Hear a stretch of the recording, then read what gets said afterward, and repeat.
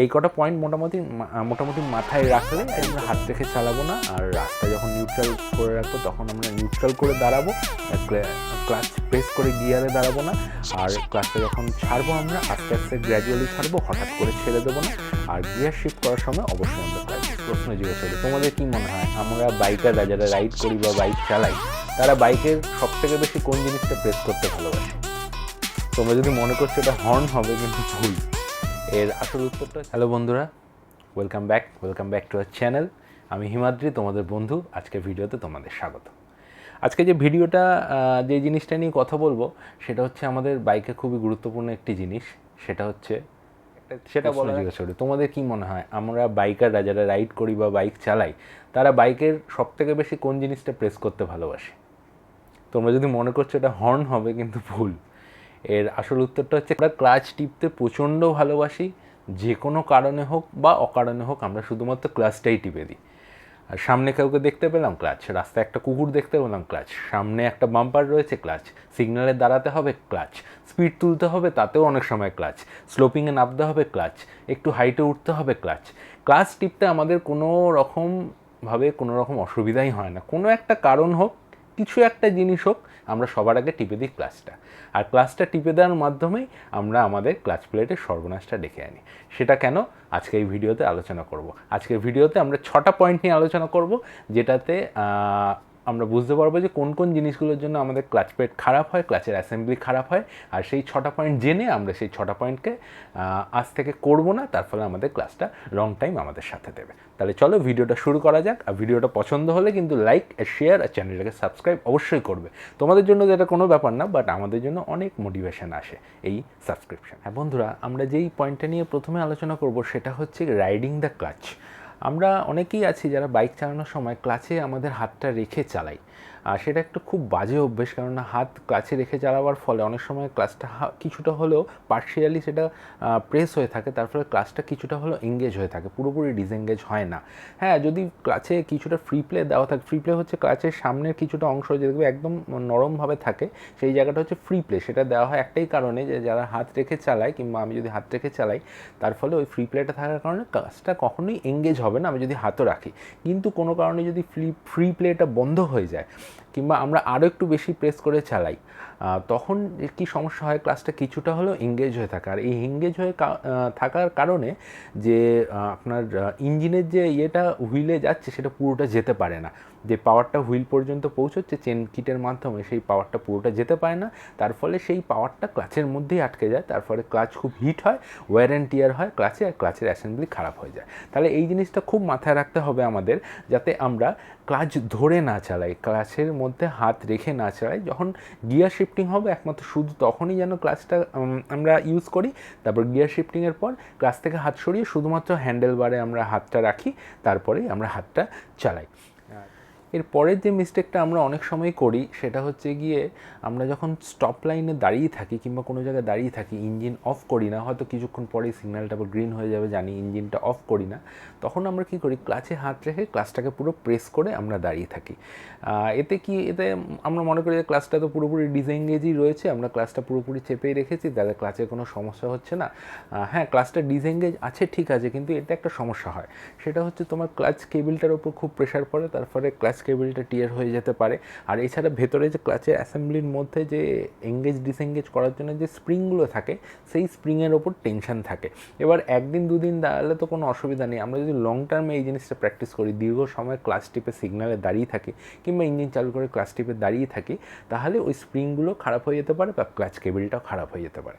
তাই এটা খেয়াল রাখতে হবে যে আমরা যখন সিগন্যালে দাঁড়াবো বা অন্য কোনো জায়গায় দাঁড়াবো, ইঞ্জিনটা অফ করার দরকার নেই, আমরা একটু পরেই যাব, চেষ্টা করব যাতে গাড়িটা নিউট্রালি দিয়ে দেওয়া যায়। নিউট্রালি দিলে সম্পূর্ণ ক্লাচটা ডিসএঙ্গেজ হয়ে যায়, আমরা ক্লাচটাকে ছেড়ে ইঞ্জিন স্টার্ট করে দাঁড়িয়ে থাকতে পারি। তারপর যখন সিগন্যাল অন হবে কিংবা আমরা গাড়ি এগোতে চাইবো, তখন জাস্ট ক্লাচটা টিপে গিয়ারটা আপ করে আমরা বেরিয়ে যেতে পারবো। তাহলে এই জিনিসটা খেয়াল রাখতে হবে যে স্টপ লাইনে কিংবা কোথাও দাঁড়িয়ে থাকলে ইঞ্জিন চালু রাখা অবস্থায় আমরা ক্লাচ প্রেস করে দাঁড়াবো না, আমরা চেষ্টা করবো সেটাকে নিউট্রাল করে তারপর দাঁড়াতে। আমরা বিশেষত যখন বাইক আমরা শিখছি কিংবা খুব বেশি দিন হয়নি বা যারা অনেক দিন ধরেই শিখেছে, এই ভুলটা অনেক সময় করে ফেলি আমরা। সেটা হচ্ছে আমরা ক্লাচটাকে খুব তাড়াতাড়ি ছেড়ে দিই যখন গাড়িটাকে আমরা রান করাতে যাচ্ছি। অ্যাক্সেলারেটর হয়তো মারা আছে সামান্য, ক্লাচটাকে হঠাৎ করে ছেড়ে দিই একটু কুইক স্টার্ট নেওয়ার জন্য বা একটু জাম্প স্টার্ট নেওয়ার জন্য। কিন্তু এই জিনিসটা করাটা খুবই খারাপ। এতে ক্লাচ কিটের উপরে প্রচুর প্রেশার আসে, ক্লাচ হিট হয়ে যেতে পারে এই জিনিসটা বারবার করলে। আর এতে একটা জার্ক দেয়, যেটা গিয়ার বক্সেও আমাদের প্রেশার পড়ে। আর এই জিনিসটা করাতে আমাদের বাইক নিয়ে আমরা পড়েও যেতে পারি। তাই এই চেষ্টা করতে হবে এই ভুলটা আমরা না করা। যখন আমরা গাড়িটাকে রান করা শুরু করব বা আমরা গিয়ার শিফট করে অন্য গিয়ারে যাচ্ছি, ক্লাচটা টিপে গিয়ারটা শিফট করলাম এবং অন্য গিয়ারে গিয়ে আবার ক্লাচটা ছাড়বো, তখন চেষ্টা করব গ্র্যাজুয়ালি বা স্মুথলি ক্লাচটাকে ছাড়ার, ঝট করে না ছেড়ে দিতে। এতে গিয়ার এবং ক্লাচ অ্যাসেম্বলি দুটোর মধ্যেই প্রেশার পড়ে। তাই চেষ্টা করব যে গিয়ার শিফট কিংবা গাড়ি শুরু করার সময় ক্লাচটাকে আমরা আস্তে আস্তে ছাড়ি। এতে ক্লাচের ক্ষতি কম হবে, ক্লাচটা অনেক দিন ভালো থাকবে।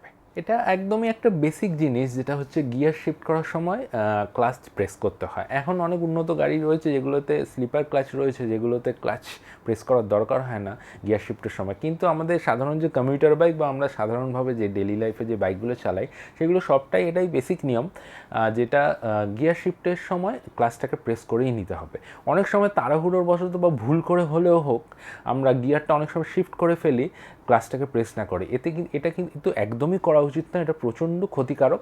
এতে গিয়ার বক্সের ওপর প্রচণ্ড প্রেশার পড়ে, গিয়ারের যে টিথগুলো রয়েছে যেগুলোকে শিফট করায় গিয়ারগুলোতে, সেই টিথের ওপর প্রচণ্ড চাপ পড়ে। তাই এই জিনিসটা মাথায় রাখতে হবে যে যখন আমরা গিয়ার শিফট করব তখন অবশ্যই ক্লাচটাকে পুরোপুরি ডিসএঙ্গেজ করে নেব। এতে ক্লাচের অ্যাসেম্বলিও ভালো থাকবে আর গিয়ারের টিথগুলোও ভালো থাকবে।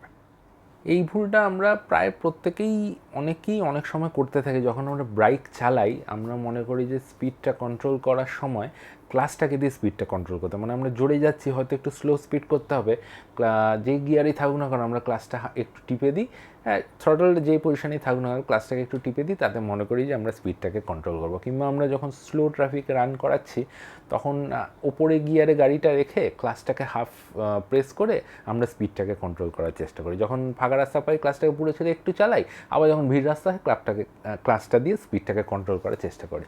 এটা খুবই একটা বাজে অভ্যাস।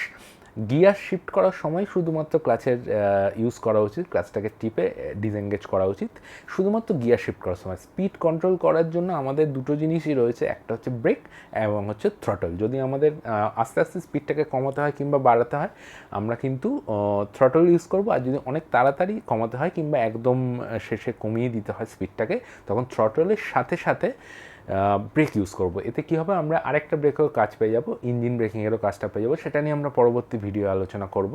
তাই স্পিড কন্ট্রোল করার সময় কিন্তু ক্লাচকে কখনোই ইউজ করা যাবে না, শুধুমাত্র গিয়ার শিফটিংয়ের সময় ক্লাচকে ইউজ করা যাবে। স্পিড যদি কমাতেই হয়, আমরা ধরো সামনে সিগন্যাল আছে কিংবা সামনে কিছু চলে এলো, স্পিডটা কমাবো, আমরা থ্রটলটাকে ডিসএঙ্গেজ করব, তার সাথে ব্রেক দেবো, ব্রেক দিয়ে আমরা স্পিডটাকে কমাবো। আজকে যে 6 নম্বর বা লাস্ট পয়েন্টটা নিয়ে কথা বলবো সেটা হচ্ছে আমরা স্লোপিং কিংবা উঁচু জায়গায় ওঠার সময়, ধরো ব্রিজে কিংবা কোনো উঁচু জায়গায় উঠছি বা ব্রিজ থেকে নামছি বা পাহাড়ে গাড়ি চালাচ্ছি, পাহাড়ে উঁচু জায়গায় উঠছি বা নিচে নামছি, অনেকেই আছে যারা ক্লাচ ইউজ করে। এই জিনিসটা কিন্তু প্রচণ্ডই ডেঞ্জারাস ক্লাচের জন্য। কেননা যখন আমরা ক্লাচকে প্রেস করে নিচে নামছি, ক্লাচের ইঞ্জিন ব্রেকিংটাকেও পুরোপুরি কাজে লাগাচ্ছি না। একটা তো ব্রেক করতে গাড়ি অসুবিধা হবে, ব্রেক শুয়ের ওপর প্রচণ্ড প্রেশার পড়ছে, ব্রেক শুয়েতে তাড়াতাড়ি নষ্ট হয়ে যাবে।